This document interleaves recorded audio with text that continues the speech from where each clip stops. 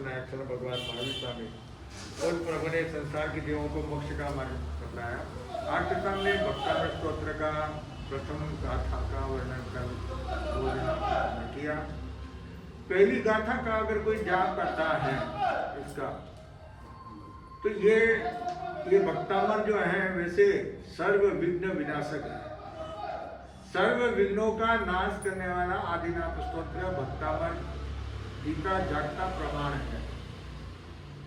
क्योंकि ये सिर्फ कहने की बात नहीं है, लेकिन इसका श्रद्धा के साथ में, एक अखंडता के साथ में एकाग्र होकर के इसका जाप करते हैं तो सारी विघ्न बाधाएं दूर होती है।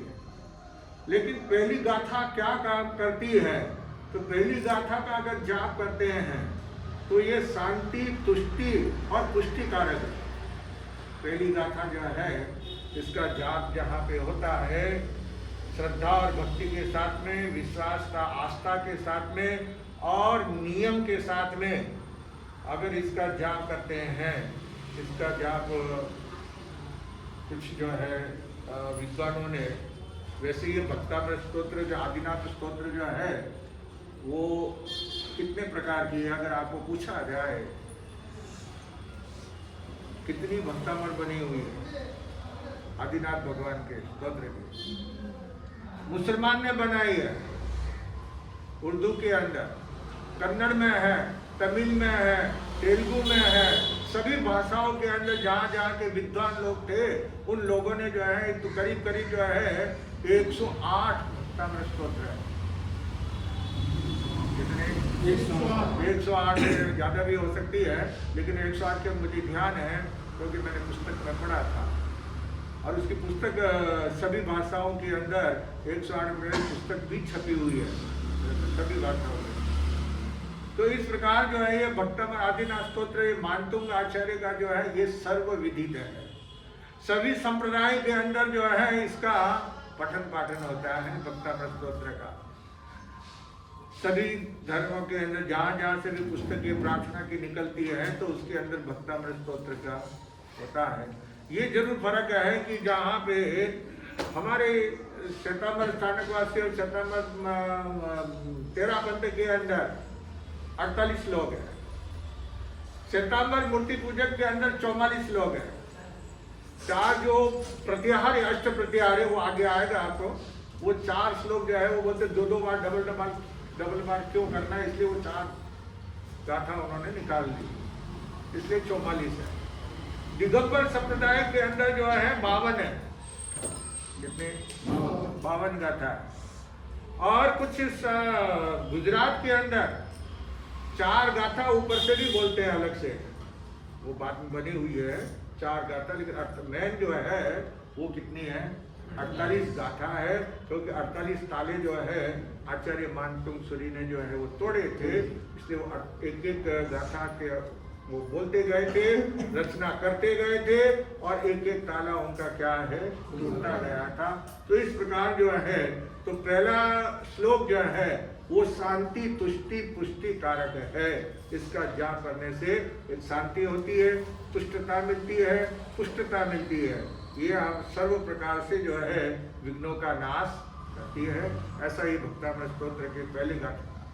आज हम दूसरी गाथा का वर्णन करेंगे। यस्तुता सकल वाङ्मय तत्त्वबोधा दुर्भूत भूति पटुभे सुरलोकनाथे स्तोत्रे जगद्धृतय चित्तारे रुदारे स्तोषे किलामपितं प्रथमं जिनेन्द्रम् स्तोषे किलामपितं प्रथमं जिनेन्द्रम्। ये श्लोक के अंदर कहा है कि हे त्रिजगत के चित्तहारक, तीनों जगत के, तीनों लोक के चित्त का हरण करने वाले, चित्त को आनंद देने वाले, सकल में यानी सर्वशास्त्रों में तत्वों ने जानने से उत्पन्न हुआ कुशाग्र बुद्धि, यानी आचार्य श्री कह रहे हैं कि सर्व शास्त्रों को मैंने जाना, परखा और उसके द्वारा अपनी जो कुशाग्र बुद्धि, अपने पास में जो बुद्धि है उस बुद्धि का प्रयोग किया। क्योंकि जिसके पास में बुद्धि होती है और उसका प्रयोग नहीं करते हैं तो वो कुंठित हो जाती है। आपके पास में गाड़ी और गाड़ी का अगर आप प्रयोग नहीं करते तो गाड़ी क्या हो जाती है, जाम हो जाती है ना।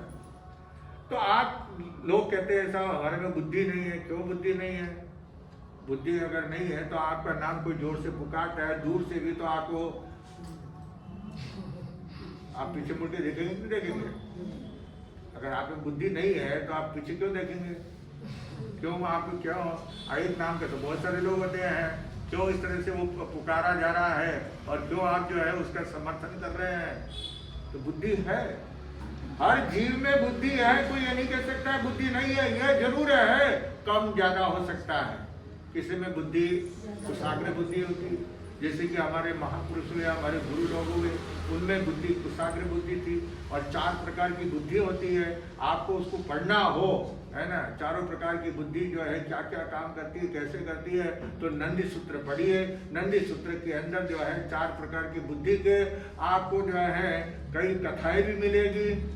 कथानक है पूरा, वो शास्त्र जो है क्या है, कथानक शास्त्र है, जिसके अंदर कथाएं हैं बुद्धि के चमत्कार से। क्या है कि बुद्धि कैसे चमत्कार करती है। तो बुद्धि सबके पास में है, लेकिन बुद्धि का उपयोग करना चाहिए। तो यहाँ पे सारे तत्वों को जान करके कुशाग्र बुद्धि से जो है तीनों जगत के चित्त के हरण करने वाले महान अर्थ गंभीर स्तोत्र, हे प्रभु मैं आपका स्तोत्र की रचना कर रहा हूं।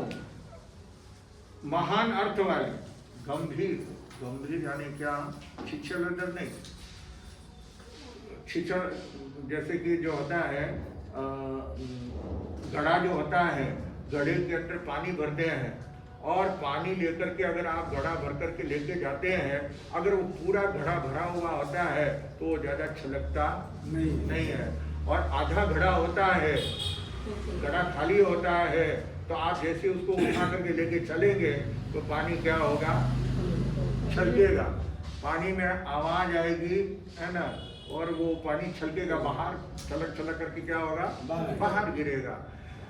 तो जिसमें गंभीरपना नहीं होता है, समुद्र कितना बड़ा है, कितना अथाह जल राशि उसमें भरी हुई है, लेकिन वो समुद्र को जो है गंभीर कहा गया। आपके सागर वर गंभीरा सिद्धा सिद्धि, लोगस के अंदर में भी कहा है सागर वर, सागर यानी समुद्र, समुद्र के समान आप गंभीर हैं। समुद्र जो है छिछला नहीं है, आवाज नहीं करता है, गंभीर आवाज आती है उसके अंदर। कितना पानी है उसमें, कितनी हिलोर उठती है, लेकिन उसकी और छोटा जो नाला होता है, छोटा नाला नाली, उसमें जो पानी थोड़ा सा पानी जाता है, खड़ खड़ खड़ खड़ करते हुए आवाज करते हुए जाता है। तो जिसमें जो है गंभीरता नहीं होती है, तो किसमें नहीं होती है, जो छोटा होता है, छोटे के अंदर गंभीरता, यानी जिसमें बुद्धि नहीं है, जिसमें पूर्ण रूप से जो बुद्धि विकसित होनी चाहिए वो नहीं होती है। और या जो अभिमान में होते हैं, वो नाला क्या समझता है कि मैं ही हूँ, है ना, मैं इतना तेजी के साथ में जा रहा हूँ, मैं इतना पानी बहा करके लेके जा रहा हूँ, तो वो अपने आप को क्या मानता है, बड़ा मानता है। और जहाँ बड़ा मानते हैं तो उसमें गंभीरता नहीं होती है। लघुता में प्रभुता मिले, प्रभुता से प्रभु दूर।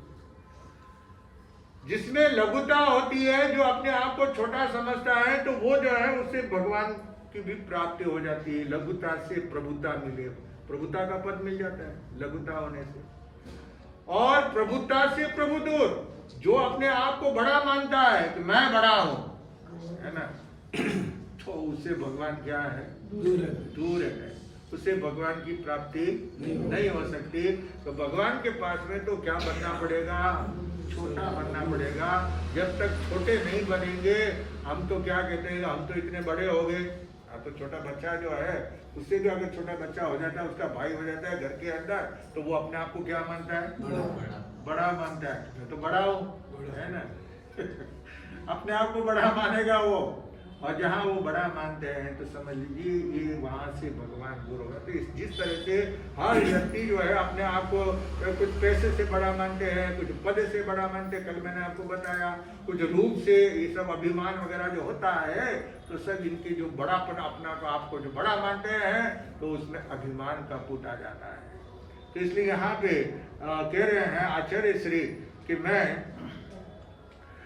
लघु बनकर के, छोटे बनकर के आप, क्योंकि आप देवों के देव जो इंद्र हैं, उन इंद्र महाराज ने भी आपकी स्तुति की है।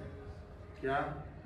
देवों के देव इंद्र, जो देव इंद्र महाराज है वो भगवान की क्या करते हैं? भगवान को जब भगवान गर्भ में आते हैं और जब इंद्र महाराज का सिंहासन हिलता है, वो अपने अवधि ज्ञान के द्वारा जानते हैं कि तीर्थंकर का जो है अवतरण हो रहा है, किसमें? गर्भ के अंदर अवस्थित हो गए हैं।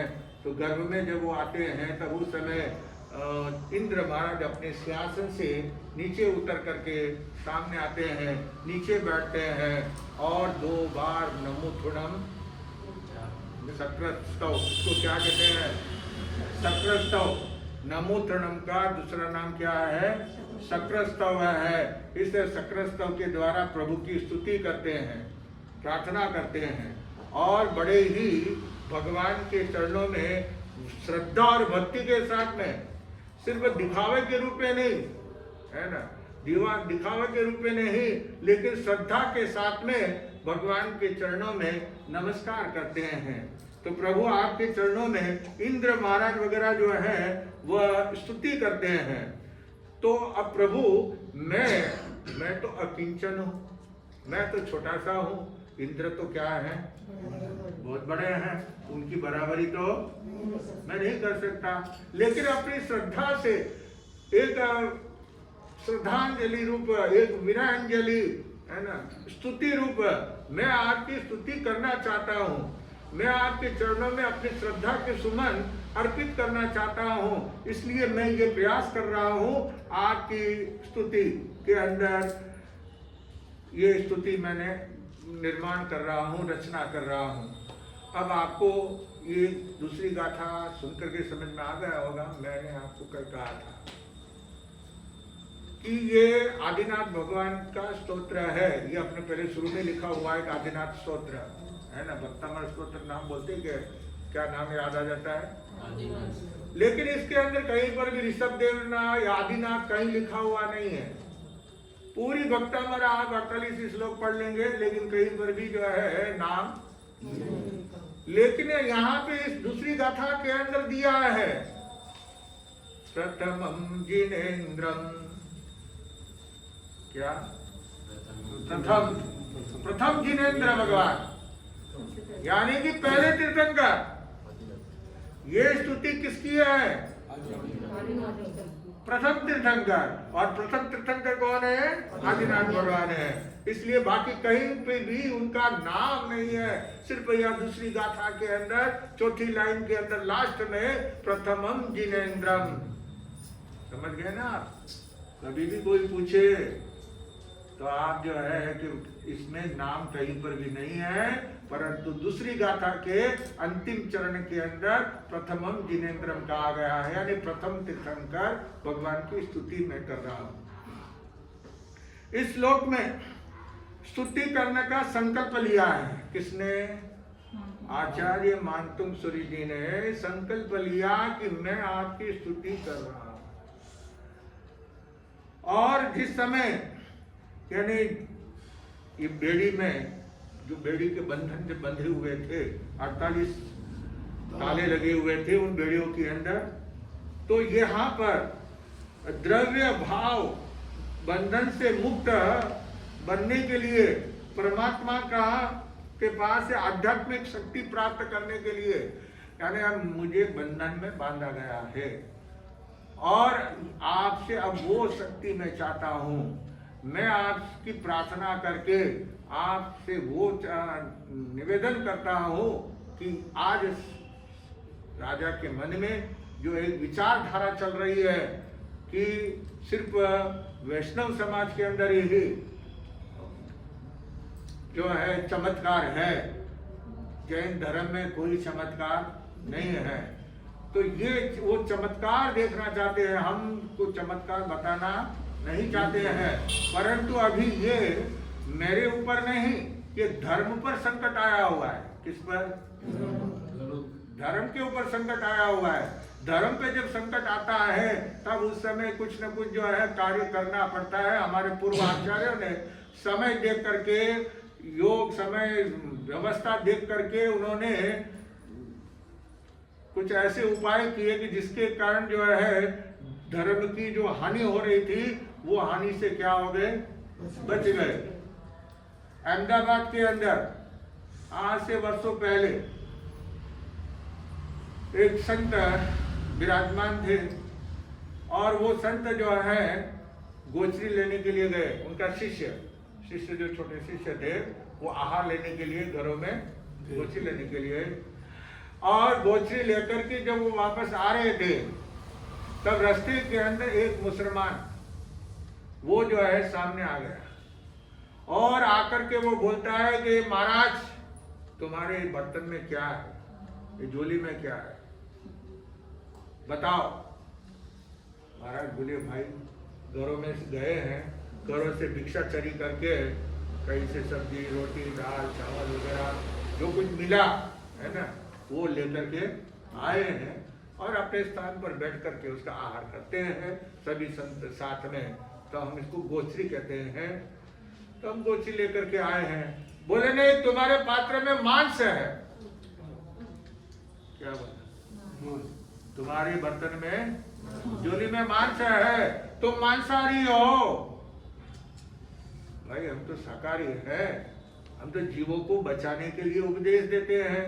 एक कीड़ी मकोड़े वगैरह उनकी भी यत्ना करते हैं, बिना देखे वाले जो है पाँव भी नहीं रखते, बिना रात में अंधेरे में पूंजे बिना कदम नहीं बढ़ाते हैं, एक ही जगह पर स्थिर होकर के बैठ जाते हैं। अगर जीवों की उत्पत्ति हो जाती है और ये मालूम पड़ जाता है कि यहाँ पे जीव ज्यादा है और अंधेरा है और ये इसमें दिखाई नहीं देगा और वो हमारे पाँव के नीचे क्या होगा, कितना भी आप पूजेंगे तब भी जो है क्या होगा, पाँव के नीचे आ सकता है। तो इसलिए संत जो है एक ही जगह पे स्थिर होकर के बैठे रहते हैं कि जब तक उजाला प्रकाश नहीं हो जाए, प्रातःकाल नहीं हो जाए, तब तक यहाँ से उठना नहीं है। तो साधु संत जो है वो सब लोगों को उपदेश देते हैं दया धर्म का, जियो और आप भी जियो और सब जीवों को जीने दो, सबको जीने का अधिकार है। भगवान ने सबको जो है अपनी अपनी जिंदगी जीने का क्या दिया है, अधिकार दिया है। किसी को भी मारने का हक नहीं है। तो इसलिए हम भला मांसाहार क्यों, हम तो शाकाहारी है। बोले नहीं तुम्हारे इस बर्तन में मांस है, खोलो बताओ। और वहां पे जो चिल्ला रहा था, साथ में जो भाई लोग थे गोचरी में साथ में गए थे वो भी सब कह रहे हैं, लेकिन वो कहता है कि खोलो बताओ। तो सारे लोग इकट्ठे हो गए, बहुत सारे लोग, सैकड़ों लोग इकट्ठे हो गए। अब डर किसका, बताने में क्या डर है ना। लेके क्या आए, गोची लेकर के आए हैं, साग सब्जी रोटी दही चावल वगैरह जो कुछ भी है, दूध वगैरह, तो वही लेकर के आए हैं। तो महाराज ने वो पात्र खोला, लेकिन क्योंकि उसके पास में मेली विद्या थी, उस मुसलमान के पास में उस विद्या से उसने सारे पात्रों में मांस बनाए। झोली सामने पड़ी हुई है। अब वहां पे काटो तो खून नहीं शरीर में से। मुनि विचार करते हैं आज ये इसने क्या कर दिया है, ये धर्म का क्या होगा। और जो भाई लोग साथ में, उनको बड़ा आश्चर्य रह के साथ में जाकर के गोचरी हमारे घरों से लेकर के आए हैं, हमने बेराया है, लेकिन आज वो सारा भोजन जो है क्या नजर आ रहा है, सब मांस नजर आ रहा है। सब परेशान हो गए, क्या करना। एक भाई दौड़ता हुआ गया उपासना के अंदर और जाकर के गुरु महाराज से कहा कि वहाँ चौराहे के ऊपर जो है समस्या खड़ी हो गई है, क्या हुआ, सारी बात बताएगी इस तरह से। तो ठीक है, घबराने की कोई बात नहीं है, आता होगा। गुरु महाराज आते हैं वहाँ पे और जैसे वो नजदीक आते हैं वैसे वो पात्र की झोली है ना, वो कपड़े से मैं झोली अपने आप जमीन में जो है वो उतर रही है, जमीन में जा रही है। और जितना वो पात्रा अंदर जमीन में उतरता है उतना ही वो मुसलमान भी जमीन में उतरने लग गया। उसके पांव कहाँ चले गए? जमीन में। अब वो जमीन में जब पांव दब हिल सकता नहीं, चल सकता नहीं। और जैसे जैसे वो पात्रा नीचे बढ़ता जा रहा है वैसे वैसे अब उसने देखा कि ये तो क्या हो गया, खुद की जात पर बनाई है, खुद की मौत अब आने वाली है। ये जमीन के अंदर में उतर गया तो फिर वापस भाई दम घुट करके क्या हो जाएंगे? मर जाएंगे। अब वो कहता है बाबा छोड़ दो छोड़ दो मुझे जो है मरना नहीं। वो बोले नहीं ये मांसाहार है ना, पात्र में मांसाहार बताया है ना। सब लोगों की आस्था को ठेस पहुंचाई है। जो लोग धर्म के प्रति, जैन धर्म के प्रति जो आस्था रखते हैं उनके मन को कितनी ठेस लगी है, कितना दर्द हुआ होगा उनके दिल को, तो उसकी सजा तो भुगतनी पड़ेगी। जो नहीं बोले नहीं है वो शुद्ध, बोले बताओ दुनिया को बताओ, दिखाओ क्या है बर्तन के अंदर, क्या है दिखाओ, मांसाहार है क्या है? तो बोले मैंने विद्या से क्या किया था, ये मांसाहार बना दिया था। मैं वापस अपनी विद्या खींचता हूँ। जैसे उसने विद्या खींची तो वापस वैसी जो है पात्र के अंदर रोटी, साग, सब्जी, दाल, चावल वगैरह सब जो लेकर के आए थे वो सारा सामने नजर आ गया। अब वो माफी मांगता है। तो ऐसे संतों में ऐसी शक्ति थी कि वो महाराज अगर वहां पे नहीं होते शक्तिशाली तो धर्म की क्या होती। तो जब जब जो है समय का आया तब तब ऐसे समय के अंदर संतों ने धर्म की रक्षा के लिए क्या किया, सामने वाले का प्रतिकार करने के लिए, सामने वाले को दंडित करने के लिए, उसको अपराध का बोध कराने के लिए ऐसे ऐसे उन्होंने उपाय किए। वरना जो है संत कभी जो है अपना कोई चमत्कार नहीं करता, नहीं दिखाता।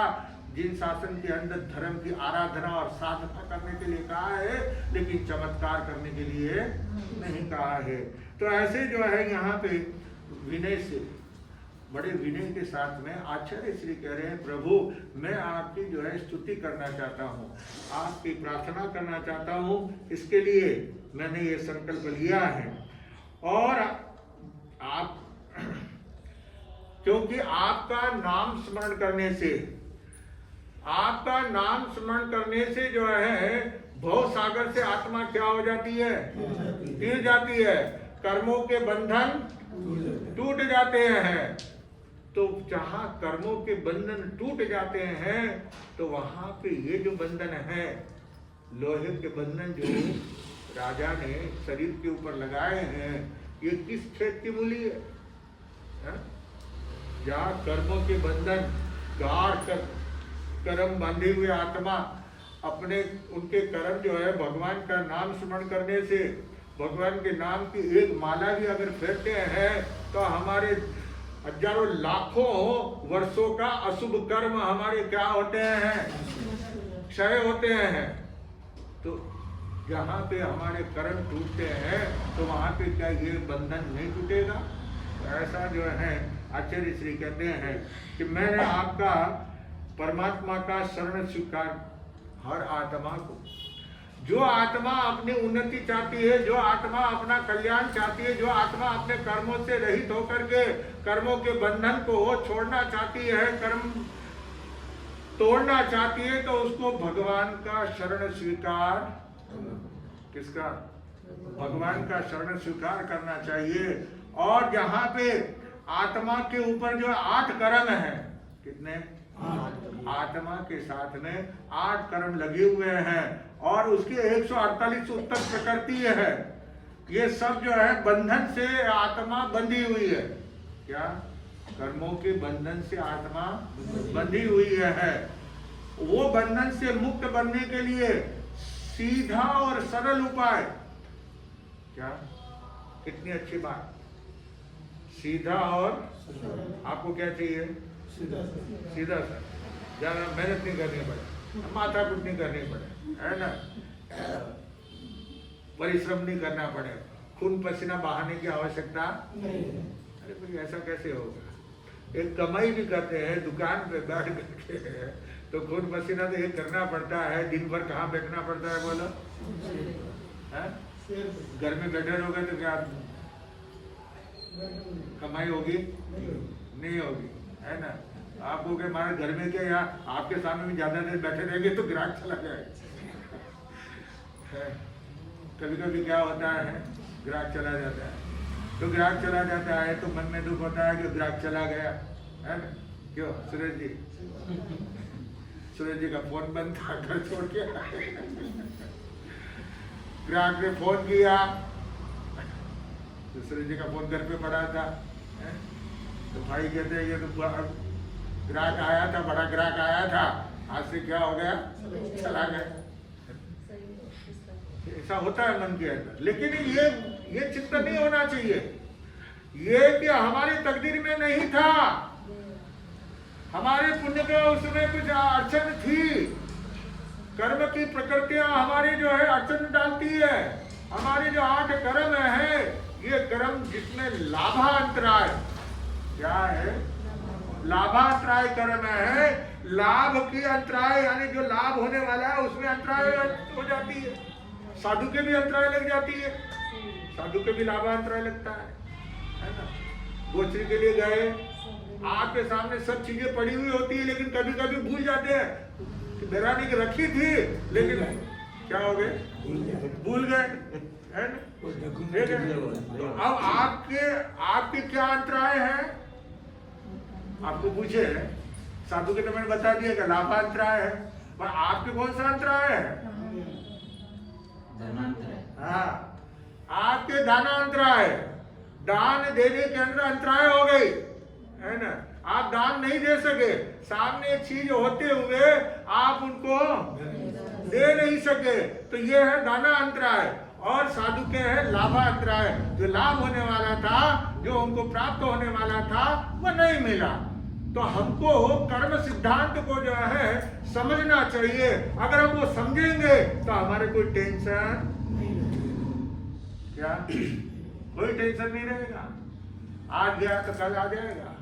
जब पुण्य का उदय होगा तो अपने आप लाभ प्राप्त होने वाला होगा, तो क्या होगा, अपने आप प्राप्त हो जाएगा। तो इसलिए यहाँ पे कह रहे हैं कर्म जैसे या आत्मा बंधी हुई है, और इसमें आपको क्या चाहिए, बिल्कुल सीधा और सरल, है ना? कि ज्यादा कोई मेहनत नहीं करनी पड़े और अपने को लाभ मिल जाए।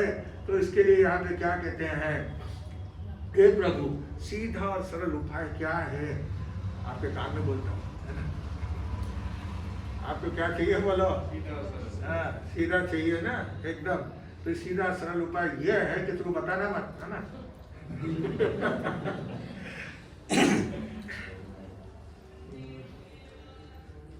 परमात्मा के चरण में समर्पण, क्या? भगवान के चरणों में समर्पण हो जाए। भगवान के चरणों में समर्पण हो जाएंगे, ये सीधा और सरल उपाय है, लेकिन ये उपाय अपने से होना नहीं है। हम तो जो है लक्ष्मी जी के शरण, किसके? लक्ष्मी जी के शरण में है समर्पण हो जाते हैं, है ना? हम तिजोरी के शरण में समर्पण हो जाते हैं, लेकिन भगवान के चरणों में समर्पित नहीं होते हैं। और समर्पण भी जो है, समर्पण करने के लिए इसमें 3 शर्तें बताई। क्या? 3 शर्त है। पहली शर्त है आज्ञा पालन। क्या करना है? आज्ञा पालन। किसको ये सिद्धि प्राप्त हो सकती है? कैसे? ये सीधा और सरल उपाय है, परंतु उसके अंदर आज्ञा पालन जरूरी है। जो भगवान ने कहा है, जो गुरु ने कहा है, उस गुरु की आज्ञा का क्या करना? पालन करना। जो आज्ञा का पालन करते हैं वो आगे बढ़ जाते हैं। जो आज्ञा का निरादर करते हैं, जो आज्ञा का पालन नहीं करते हैं, तो वो पीछे रह जाते हैं। तो इसलिए आज्ञा का पालन पहले। दूसरा, परमात्मा के प्रति यानी भगवान के प्रति जो है अथाग प्रीति। प्रीति लड़की का नाम नहीं, प्रीति यानी प्रेम, स्नेह, प्यार किसके प्रति?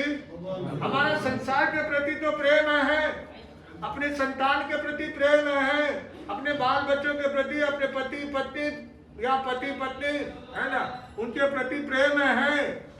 लेकिन यहाँ पे जो प्रेम की बात कर रहे हैं तो किसके प्रति? भगवान के प्रति जो है अथाग, जिसकी कोई थाग नहीं, जैसे अथाह समुद्र के अंदर पानी जल भरा हुआ है, जिसका कोई नाप नहीं कर सकता कि उसमें कितना पानी है ना, कितना पानी है समुद्र के अंदर, कितना गैलन है, नहीं नाप कर सकते। टंकी के अंदर कितना पानी है, हाँ, जो बांध बंधे हुए हैं उसमें वहां पे जो है वो मीटर लगा हुआ है, तो उसमें कितना पानी आया है ना, वो बता देगा कि इस बांध के अंदर, तालाब के अंदर कितना पानी है। लेकिन समुद्र के अंदर कितना पानी है उसका कोई भी माप नहीं बता सकता, अथाह पानी उसके अंदर है। ऐसे ही भगवान के प्रति हमारी श्रद्धा, हमारी भक्ति अथाह होनी चाहिए, जिसका कोई माप नहीं। हाँ, अपन तो जो है एक माला भी गिनते हैं कि माला गिन लिया, माला कितनी बाकी हो, कितनी देखनी पड़ती है, कितनी बाकी माला है, कितनी देर हुई। और अभी जो हमारे जाप में भी जो है ना, कब आते हैं जब वो माला पूरी हो जाती जहाँ मंगलिक शुरू हो जाती है कि वह बैठे बैठे जाप करना पड़ेगा, नमोरे तान बोलना पड़ेगा। तो हम तो जो है ना थोड़े एक एक गिनते हैं, गिन गिन करके नाम लेते हैं भगवान का नाम जो है गिन गिन करके नहीं लिया जाता। तो प्रीति हमारा जो है अथाह प्रीति होना चाहिए, समर्पण होना चाहिए। और तीसरी बात क्या है? दक्षता, विचक्षणता। दक्षता यानी होशियार, हर कार्य में जैसे आदमी दक्ष होता है, कहते हैं ना होशियार है, बहुत चालू है, क्या कहते हैं सीधी भाषा में, बहुत चालू। लेकिन इसमें वो चालू में तो क्या है, थोड़ा सा अपशब्द भी आता है उसके अंदर। किसी को चालू बोले बहुत चालू है तो क्या समझेंगे, वो तो गुस्सा आ जाएगा कि मुझे ये खराब नाम टाइटल दे रहा है? तो इसलिए चालू। लेकिन होशियार जो होते हैं, दक्षता जो होती है, और विचक्षणता यानी विचक्षण, हर बात में इशारे के अंदर समझने वाला। मुंह से बोलने की आवश्यकता नहीं कि ये काम करना है, वो काम करना है, ऐसा करना है, वैसा करना, बोलने की आवश्यकता नहीं, अपने आप उनके इशारे से समझ जाते हैं, उसको विचक्षण कहते हैं। जो होशियार होता है, और वो विचक्षण कब हो सकता है कि वह थोड़ा स्वाध्याय करता है, शास्त्र पढ़ता है, गुरु की बातें सुनता है, प्रवचन सुनता है, तब जो है, क्योंकि जब तक जो है वो धर्म में नहीं आएगा तब तक उसको ये विचक्षणता मिलना मुश्किल है। इशारे को उत्तराधीन सूत्र के पहले अध्ययन में जो है इंद्रियागार संपन्न शिष्य के लिए कहा है, इंद्रियागार संपन्न। उत्तराधीन सूत्र का पहले अध्ययन के अंदर गाथा में बता रहे हैं, इंद्रिया यानी इंगित, शरीर के हाव भाव से, शरीर से गुरु क्या चाहते हैं, उनकी अभी क्या इच्छा है, बिना बोले हुए शिष्य सामने उनके हाव भाव को देख करके, उनके चेहरे को देख करके, उनकी आंखों को देख करके, वह जो है उनकी इच्छा को क्या करता है, जान लेता है, समझ लेता है। तो उसको विचक्षण कहते हैं कि बहुत होशियार है, बहुत चतुर है, इशारे में समझने वाला। नहीं तो जो है, एक दिन कहा था ना, सासू ने अपनी बहू से कहा, ननन का माथा गूट। उसने बहू ने जो है, भोली बहू थी, समझा, वो जाकर के ननन का माथा कूटने लगी, मारने लगी। बोले ये क्या कर रही है? बोले मम्मी जी ने कहा है, मम्मी जी ने कहा है ननन का माथा कूट, है ना, गूंथने के लिए कहा था, उसकी चोटी वगैरह करना है, ननन की जो है उसके लिए कहा था सासू ने। लेकिन भोली बहू जो है कूट दिया माथा ननन का। तो ये है, यानी ना समझी का बोले नहीं बात, वो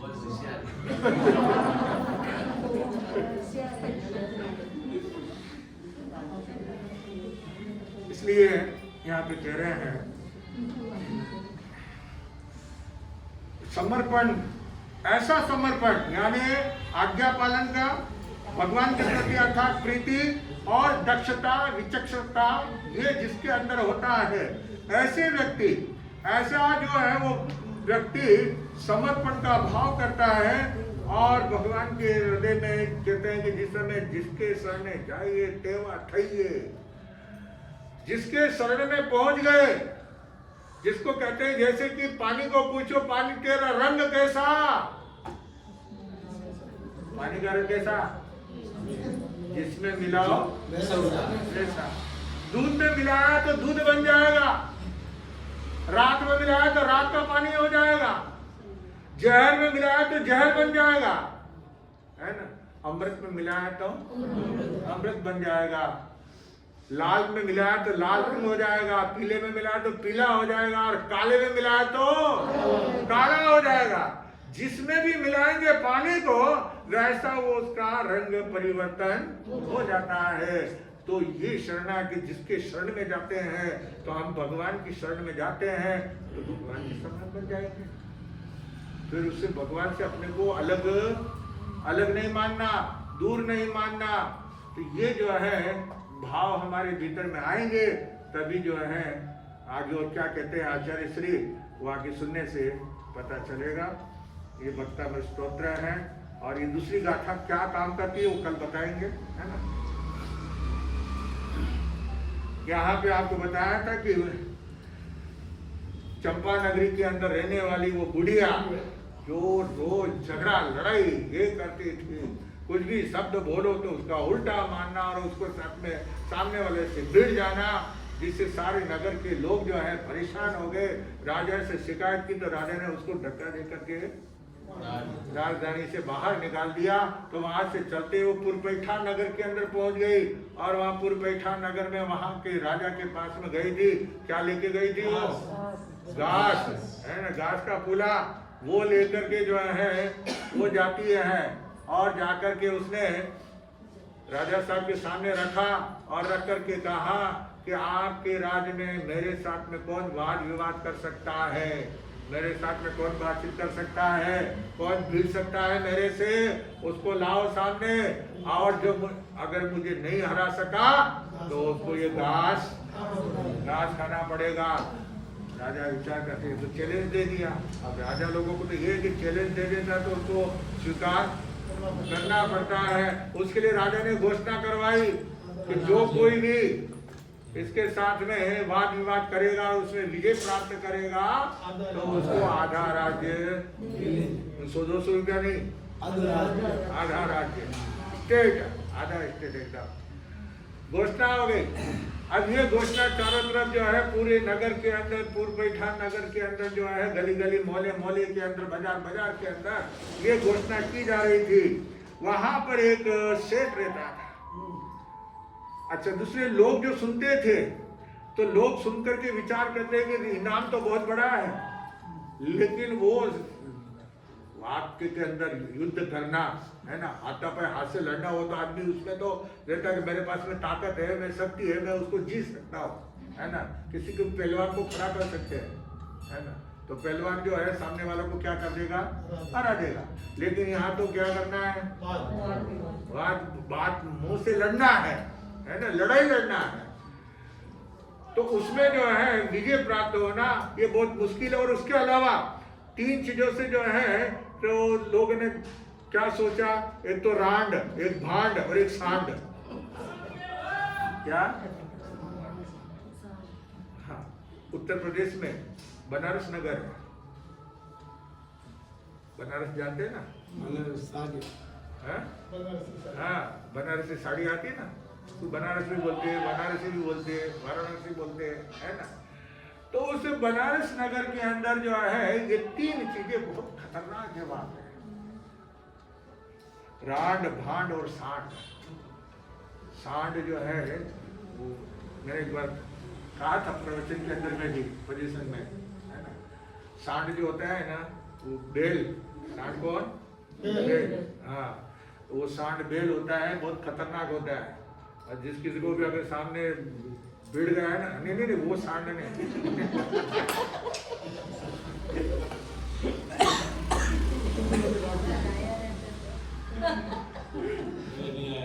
तो वो नहीं उस दिन वो थे ना, हाँ थे वो थे। मैंने कहा वो सांड नहीं, वो सांड बेल। बेल जो सांड है, वो सांड होता है ना, मस्त होता है, और वो उसको देखते हुए डर लगता है। सादा बेल हो तो उससे इतना डर नहीं लगता, लेकिन सांड अगर सामने आ जाता है तो अपन क्या होता है, डर लगता है, सामने नहीं जाते हैं, क्योंकि वो तो सीधी जो है वो सींग डालते ना, सीधा ऊपर ही पोंछा देता है। तो इसलिए सांड और भांड, भांड जो होते हैं ना, वेश परिवर्तन करने वाले, तरह तरह के रंग बदलने वाले, है ना, वो भी बड़े खतरनाक होते हैं। कभी वो सिपाही का वेश बना करके, पुलिस गाड़ी बना करके लेकर के सामने दुकान के सामने आके खड़े हो जाएंगे, साहब चलो उठो बैठो गाड़ी में, तो सेठ जी की क्या हो जाएगा, सीधी पीटी गुम हो जाएगा कि कहाँ लेकर के जा रहा है, नाम नहीं बताएगा, लेके चले जाएंगे।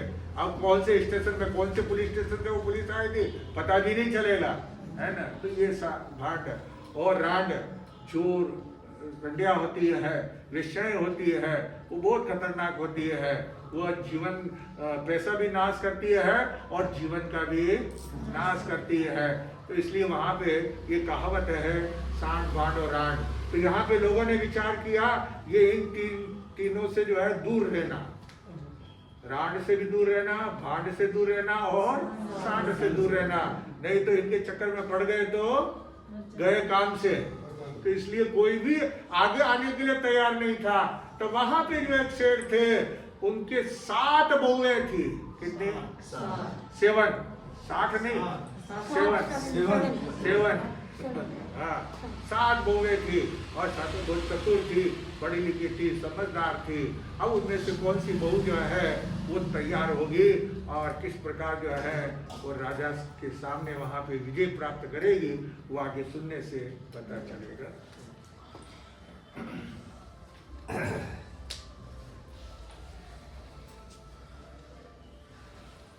अर्थ विराजित, ये अगले रविवार को हाँ सूचना देना, अभी से शुरू कर दो। अर्थ विराजित परम पूज्य गुरुदेव तरुण तपस्वी विमल मुनि जी महाराज साहब के सुशिष्य स्वर्ण संयम आराधक सेवा शिरोमणि सेवा चक्रवर्ती जिन शासन प्रभावक सरस्वाणी भूषण परम पूज्य गुरुदेव वीरेंद्र मुनि जी महाराज साहब के पावन श्रेष्ठ चरणों में कोटि कोटि वंदन। आज बड़े ही हर्ष का विषय कि श्री सकल जैन संघ मंजुनाथ नगर शिवनगर की जो महिलाएं विंग है, श्री जैन महिला मंडल मंजुनाथ नगर शिवनगर, वे आज जो राजा जी नगर संघ के तत्वाधान में गुरु अमर संगीत प्रतियोगिता उसमें भाग लेने जा रही है। ये गुरुदेव ये ऐसा पहला मौका होगा कि श्री जैन महिला मंडल के गठन के बाद हमारे मंजुनाथ नगर शिवनगर की महिलाएं कहीं पर सर्वप्रथम बार प्रतियोगिता में भाग लेने जा रहे हैं।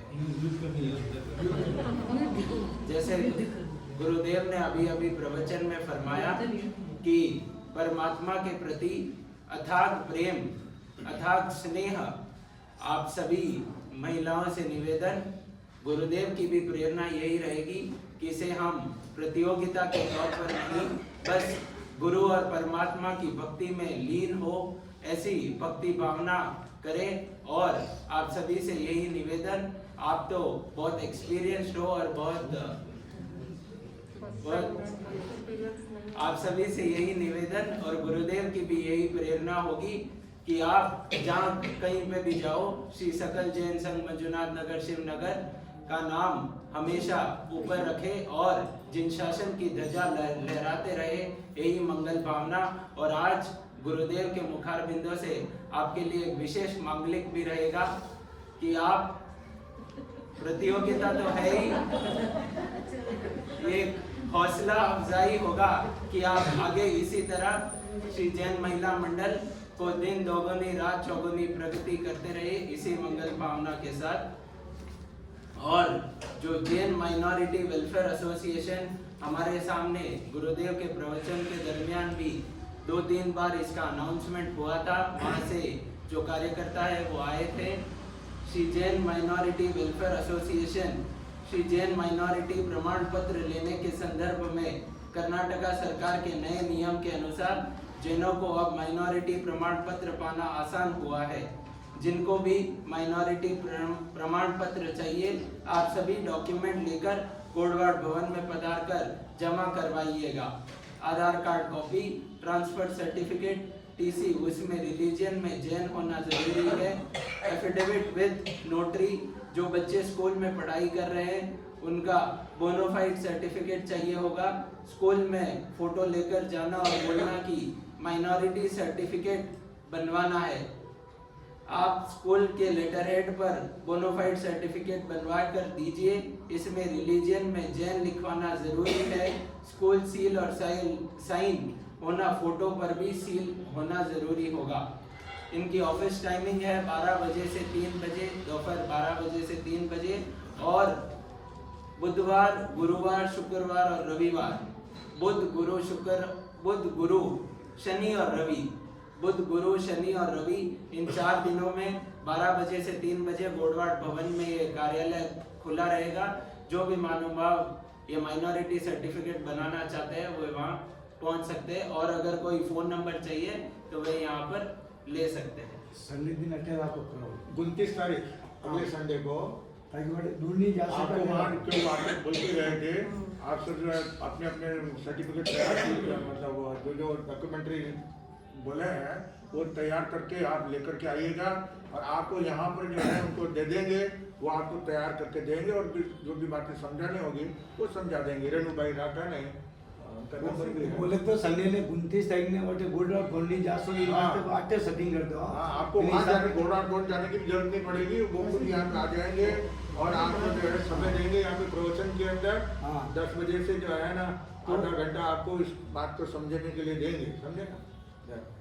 गुरु आज्ञा विरुद्ध, प्रभु आज्ञा विरुद्ध कुछ कहा तो मिच्छामि दुक्कडम, और गुरुदेव के मांगलिक के पश्चात संघ की ओर से प्रभावना रखी गई है। सभी महानुभाव से निवेदन, प्रभावना अवश्य लेकर पढ़ें। नमस्कार, विकासना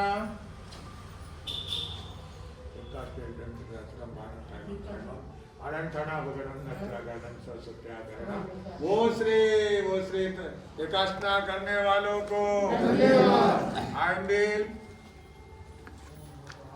आज आइंबिल दिवस है वहाँ पे आइंबिल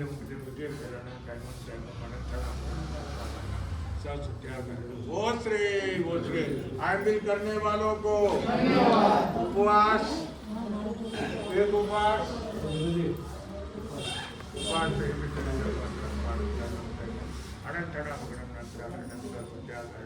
वो श्री तपस्या करने वालों को धन्यवाद। आज की माला जो है सुविधिनाथ भगवान, नवनीत तीर्थंकर सुविधिनाथ भगवान के नाम की एक माला पहना, और अभी जब तक नहीं खाते तब तक आप बचकाने दूसरा मतलब ऐसा कैसा कसम से करने के लिए वो श्री मंगल पाठ। चतारी मंगलम हरियंता मंगलम सिद्धा मंगलम साहु मंगलम केवले पनंतो धमो मंगलम। चतारी लोगतमा हरियंता लोगतमा सिद्धा लोगतमा साहु लोगतमा केवले पनंतो धमो लोगतमा। चतारी शरणम पवज्यामि हरियंते शरणम पवज्यामि सिद्धे शरणम पवज्यामि साहु शरणम पवज्यामि केवले पनंतो धमो शरणम पवज्यामि। अरियंतों का शरण, सिद्धों का शरण, साधुओं का शरण, केवल प्रभुदाय धर्म का शरण, चार मंगलिक, 4 उत्तम, और शरणा ने कोई होगा जो भवि प्राणी करे आराधन उसका अजर अमर पद होगा।